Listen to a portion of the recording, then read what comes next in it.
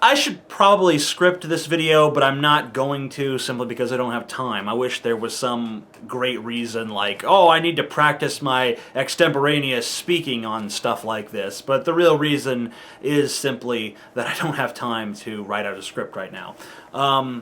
Not that that is important or of any relevance to you. But, see, this is why I go from a script when I do stuff like this, because otherwise I just go off on 1,000 little tangents in 1,000 little directions.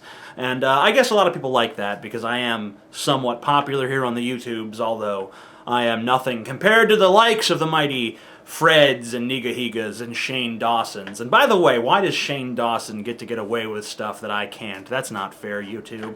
I know a lot of people on YouTube are very fascinated with atheism. And pretty much you put atheist in a video title, and you're guaranteed to get some views. If you are critical of the Christian God, that is something that people are interested in. And it seems like there are a lot of atheists on YouTube, as well as a lot of theists, although it doesn't seem like there are quite as many, or at least not quite as many who truly care and are evangelical and really want to go out and spread the faith. But atheism is definitely very popular on YouTube.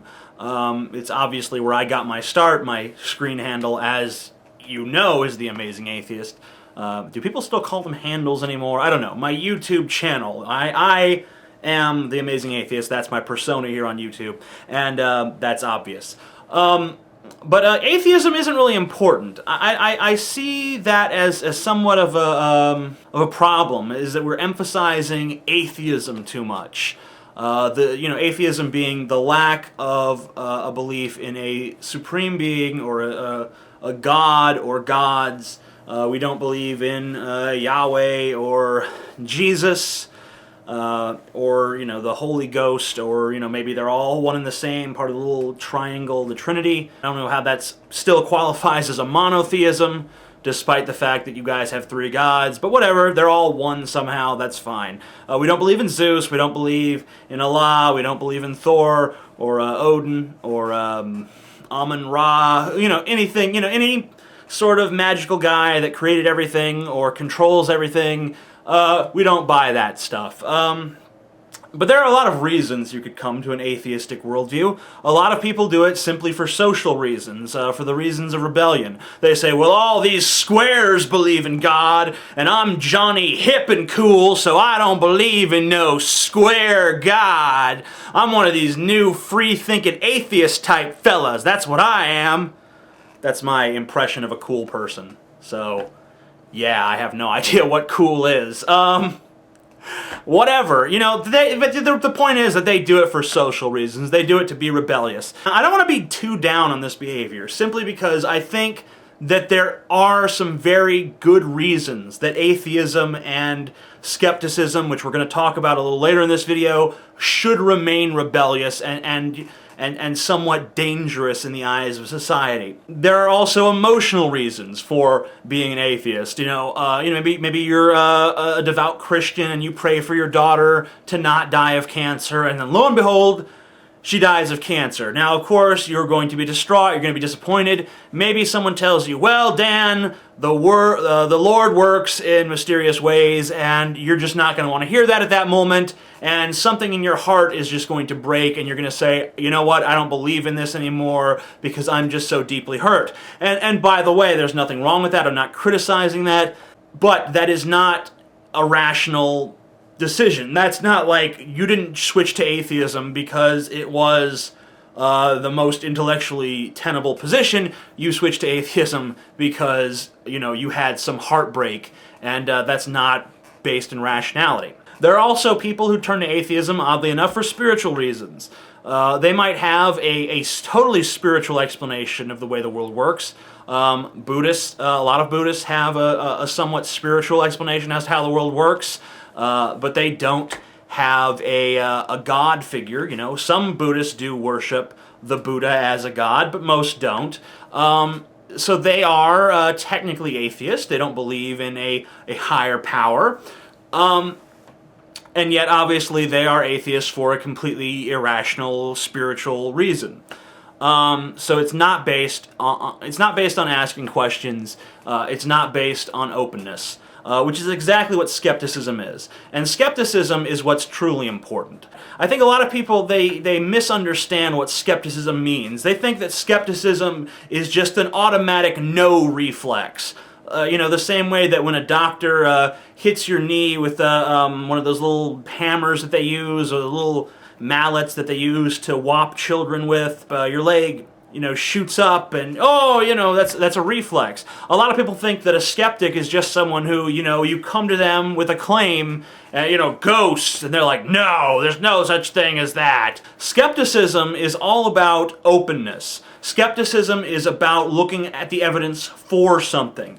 In other words, it's about trying to convince yourself that it's true.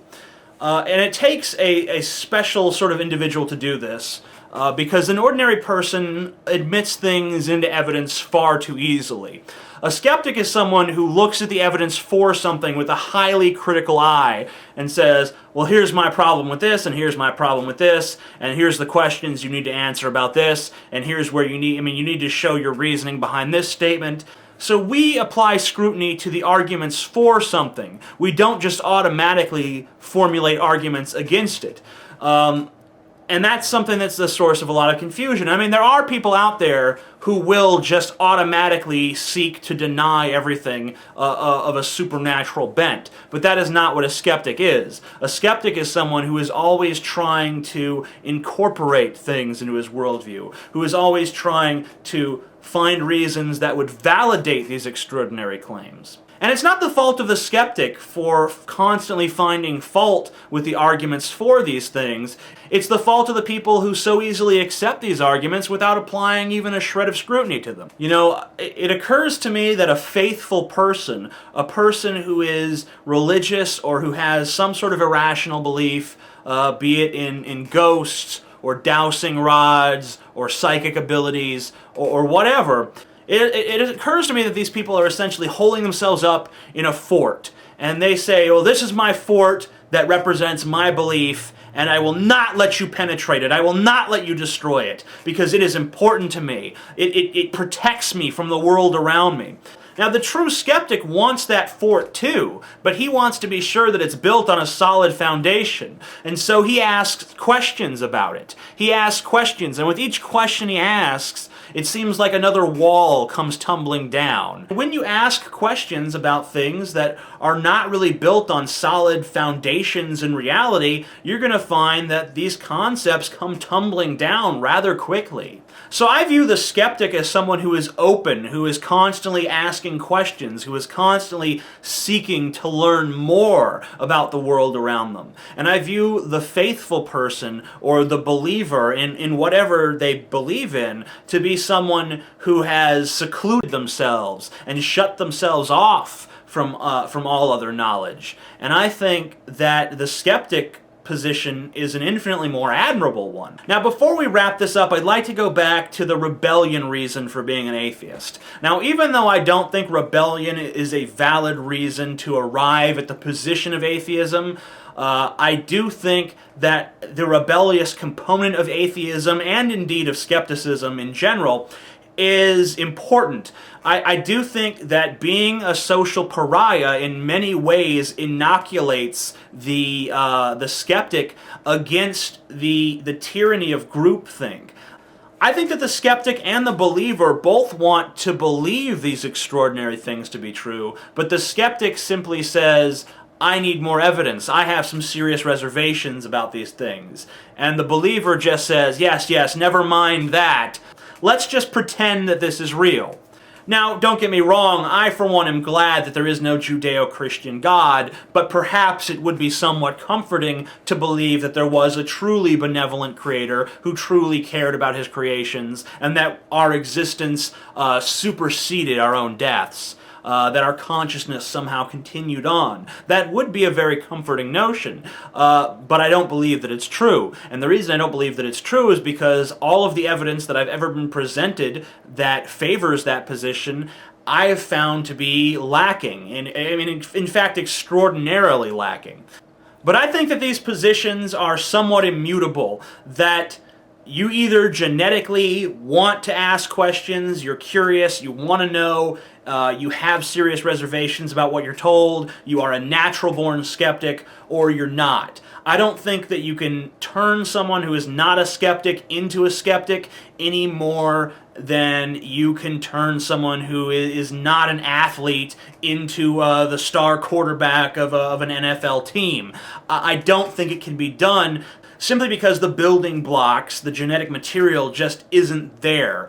And I know that in this instance, a lot of people will point to people like Dan Barker, who was an evangelical preacher for many years and who became an atheist, and is in fact an outspoken vocal atheist who is a terrific writer. I very much enjoyed his recent book, Godless. If you haven't read that book, I recommend it heartily. That is not the rule. That is the exception to the rule. And I know that a lot of people will also point out various atheistic cultures, but once again, I think that when you look at an atheistic culture, you're looking at it too narrow-mindedly. You're asking, are they atheist? You're not asking, are they skeptics?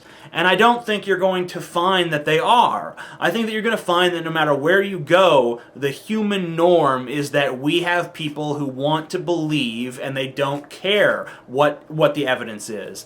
People will latch on to an irrational belief if it suits them, and any evidence that goes against that belief, they don't want to hear it, they don't want to see it, they've got their blinders on and they're going forth with it, no matter what.